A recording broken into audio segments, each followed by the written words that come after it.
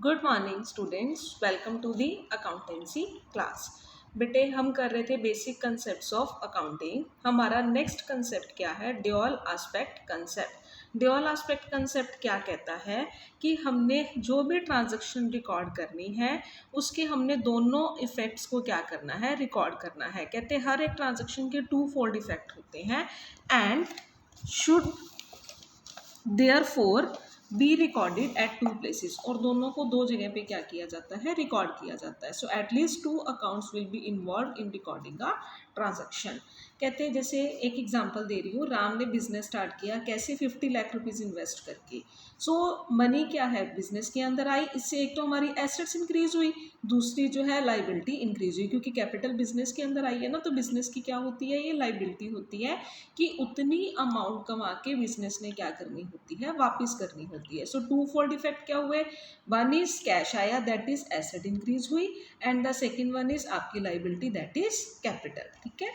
So let us take another example to understand this point further. Suppose कहते firm ने goods purchase करी है 10 lakh rupees की cash basis पे। इससे एक तो क्या होगा? गुड्स इंक्रीज हो जाएंगी, स्टॉक इंक्रीज हो जाएगा। दूसरी तरफ से कैश रिड्यूस हो जाएगा, ये भी टू फोल्ड इफेक्ट हुआ। सिमिलरली एक फर्म जो है मशीन परचेज करती है 30 लाख रुपीज़ की क्रेडिट बेसिस पे रिलायबल इंडस्ट्री से।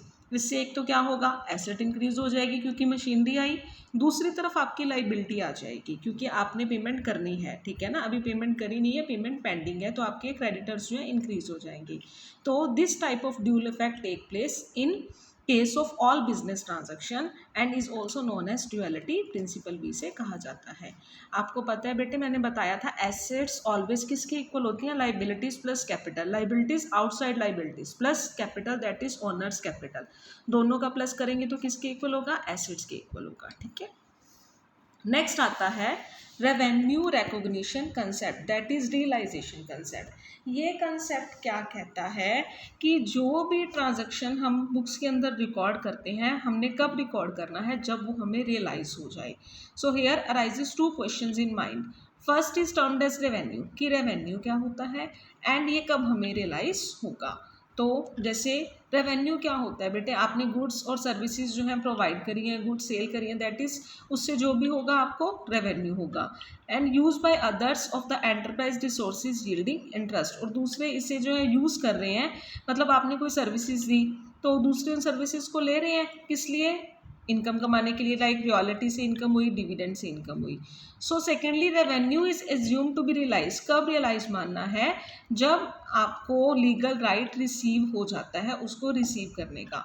लाइक जैसे आपने गुड्स सेल करी, आपने गुड्स सेल कर दी, वेदर आपने उसकी जो सेल्स अमाउंट है रिसीव करी है या नहीं करी, आपने गुड्स ट्रांसफ़र कर दी ना, गुड्स जो है वो सेलर से किसके पास चली गई? बायर के पास चली गई। ठीक है। वेदर अमाउंट रिसीव्ड और नॉट, आप क्या कहेंगे कि हमें जो है रेवेन्यू रियलाइज हो गया। ठीक है ना। जैसे ही सेल्स जो है कंप्लीट हो जाती है, हम क्या कहेंगे? रेवेन्यू जो है वो रियलाइज हो गया। लाइक जैसे for example rent for the month of March 2017, मार्च महीने का रेंट है। ठीक है। इवन इफ रिसीव्ड इन अप्रैल 2017, हालांकि रिसीव आपको अप्रैल 2017 में हुआ है, बट ये प्रॉफिट एंड लॉस अकाउंट में कब कंसिडर किया जाएगा? मार्च 2017 के अंदर, ना कि अप्रैल 2017 जो नेक्स्ट ईयर है वहाँ पे इसे रिकॉर्ड नहीं किया जाएगा। ठीक है। नेक्स्ट आता है मैचिंग कंसेप्ट। मैचिंग कंसेप्ट क्या कहता है? कहते आपके जो भी इनकम अर्न करी है या जो भी आपने लॉसेस इनकर करे हैं during a particular period involves reduction of related expenses from the revenue earn during that period. Means जो भी आपने, मैचिंग कंसेप्ट ये कहता है कि हमने क्या करने हैं? सेम ईयर के एक्सपेंसेस और इनकम्स क्या होने चाहिए? मैच होने चाहिए। मीन्स जिस ईयर की इनकम है, एक्सपेंसेस भी हमने उसी ईयर के क्या करने हैं? रिकॉर्ड करने हैं। So the matching concept emphasise exactly on this aspect. It state that expenses incurred in an accounting period should be matched with revenues during that period. जो मतलब आपने एक्सपेंसेस करे हैं वो आपके उसी ईयर के रेवेन्यू से रिलेटेड होने चाहिए। ठीक है।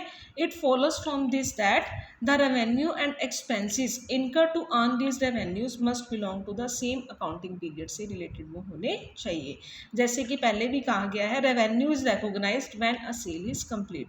रेवेन्यू कब रिकॉग्नाइज हो जाता है? जब सेल कंप्लीट हो जाती है, सर्विसेज दे दी जाती है, चाहे आपको कैश रिसीव हुआ है चाहे नहीं हुआ। सिमिलरली एक्सपेंस भी कब रिकॉग्नाइज माना जाएगा?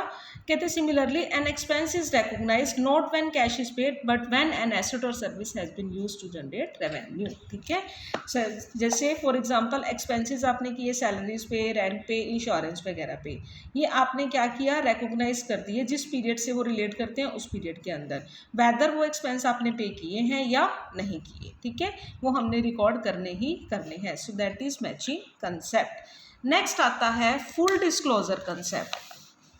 फुल डिस्क्लोजर कंसेप्ट क्या कहता है कि जब भी आप फाइनेंशियल स्टेटमेंट्स तैयार करते हो तो उसके अंदर आपने हर एक चीज़ क्या है? फुली डिस्क्लोज करनी है, जो कि ज़रूरी है इन्वेस्टर्स के लिए, लैंडर्स के लिए, सप्लायर्स के लिए, या जो भी पर्सन जिन्होंने इसके बेसिस पे डिसीजंस लेने होते हैं इन्फॉर्मेशन के बेसिस पे, तो आपने हर एक इन्फॉर्मेशन क्या करनी है उसके लिए उसके अंदर डिस्क्लोज करनी है। ठीक है, सो ये क्या कह रहे हैं?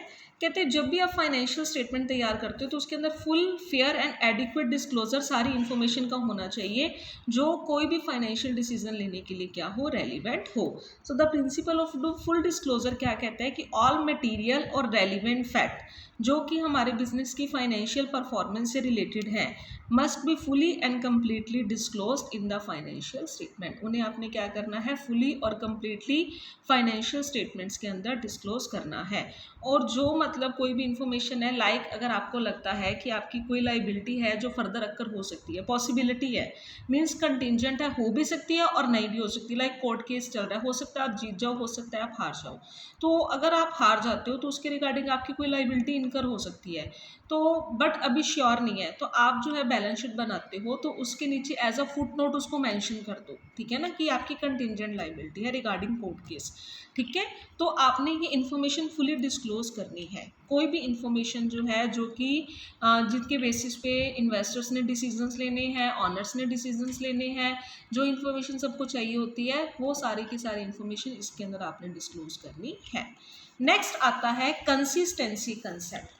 कंसिस्टेंसी कंसेप्ट क्या कहता है कि सारी की सारी मेथड जो भी आप फाइनेंशियल स्टेटमेंट बनाने के लिए यूज़ करते हो वो क्या होना चाहिए? कंसिस्टेंट होना चाहिए। ठीक है, ये नहीं है कि 1 ईयर कोई और मेथड यूज़ कर लिया, नेक्स्ट ईयर आप कोई और मेथड यूज़ करो, तो वो कंसिस्टेंसी नहीं होती। कंसिस्टेंसी क्या है? सेम मेथड एवरी ईयर क्या करना है? आपने यूज़ करना है। लाइक डेप्रिसिएशन है, आपको पता है बेटे फिक्स्ड एसेट्स के ऊपर डेप्रिसिएशन लगाई जाती है। ठीक है, तो डेप्रिसिएशन जब आप लगाते हो तो मान लो डेप्रिसिएशन कैलकुलेट करने के कई मेथड्स होते हैं।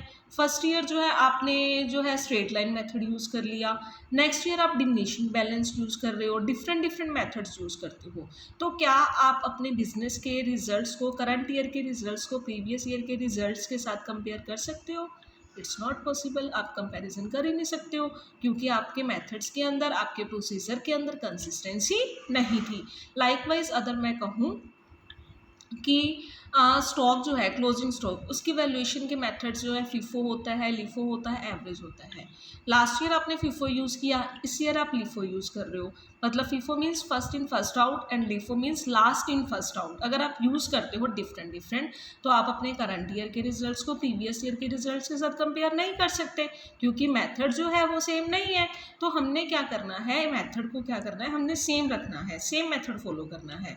लाइकवाइज अगर आपने अपने बिजनेस को कंपेयर करना है तो आप अपने बिजनेस को किसी दूसरे फर्म के साथ कंपेयर करना है तो भी आपको मेथड्स क्या रखने पड़ेंगे? कंसिस्टेंट रखने पड़ेंगे। ठीक है ना। सो द अकाउंटिंग इन्फॉर्मेशन जो भी फाइनेंशियल स्टेटमेंट के अंदर प्रोवाइड करी होती है would be useful in drawing conclusions regarding the working of an enterprise only when it allows comparisons over a period of time. So this बहुत inter firm करना है, इंटर पीरियड कंपैरिजन करना है, जो भी करना है तो उसके लिए क्या है? मेथड आपका क्या होना चाहिए? कंसिस्टेंट होना चाहिए। ठीक है, नेक्स्ट नंबर पे आता है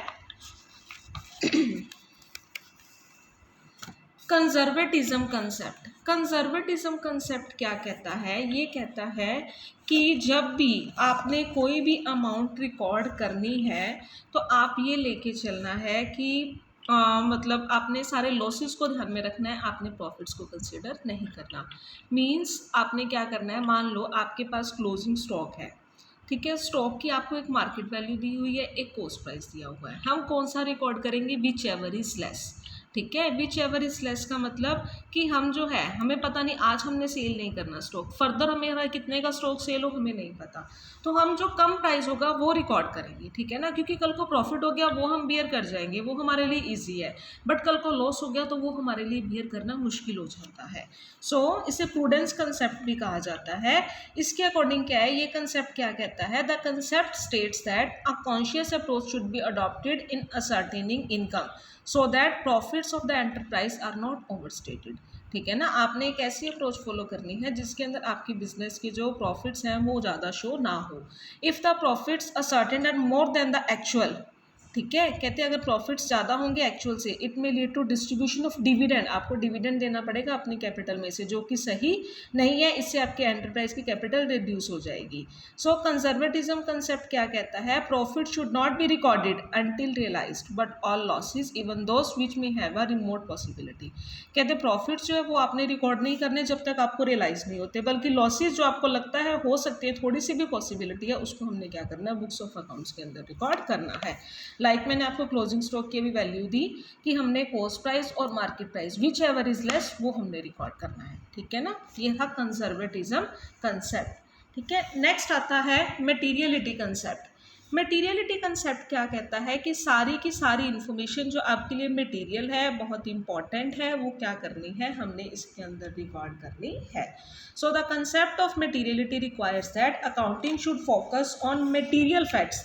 एफर्ट्स जो हैं should not be wasted in recording and presenting fact, जो कि इमटेरियल है उसको हमने रिकॉर्ड नहीं करना, उनको हमने प्रेजेंट नहीं करना। क्वेश्चन ये अराइज होता है कि हमने वो सारी इन्फॉर्मेशन रिकॉर्ड करनी है जो हमारे लिए मटेरियल है। ठीक है, मटेरियल मीन्स जो इन्फॉर्मेशन, मतलब जो कोई भी फैक्ट, कोई भी आइडियाज़ जो आपकी बिजनेस के लिए ज़रूरी है, मटेरियल है, वो हमने क्या करना है, रिकॉर्ड इसके अंदर करना है। ठीक है, जैसे कोई भी मनी आपने स्पेंड करी है additional capacity of a theatre, मतलब आपने किसी थिएटर की कैपेसिटी को और इंक्रीज़ करना है, वो मटेरियल इन्फॉर्मेशन है, इससे आपकी अर्निंग कैपेसिटी इंक्रीज होएगी, उसको हमने क्या करना है, इसके अंदर इंक्लूड करना है। Information about change in the method of depreciation adopted, आपने जो मेथड डेप्रिसिएशन का अडॉप्ट किया हुआ था, अगर आप इस ईयर उस मेथड को चेंज करना चाहते हो तो उसके रिगार्डिंग इन्फॉर्मेशन देनी पड़ेगी, क्योंकि वो क्या है, मटेरियल है। ठीक है, ये चीज़ें हमने इसके अंदर डिस्क्लोज करनी है।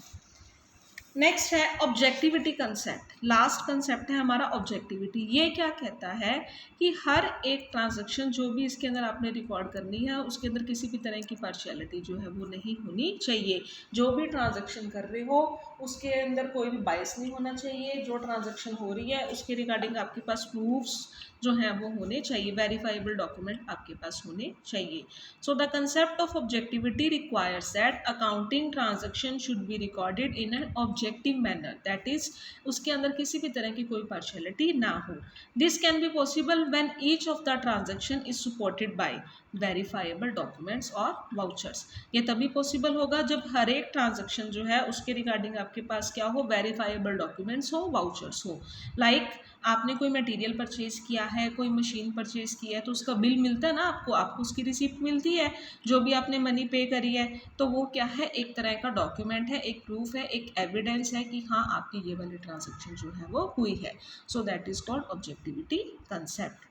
ये थे आपके बेसिक अकाउंटिंग कंसेप्ट्स जो कि बेटा आज कंप्लीट हो गए हैं। ठीक है, so thank you students, good bye.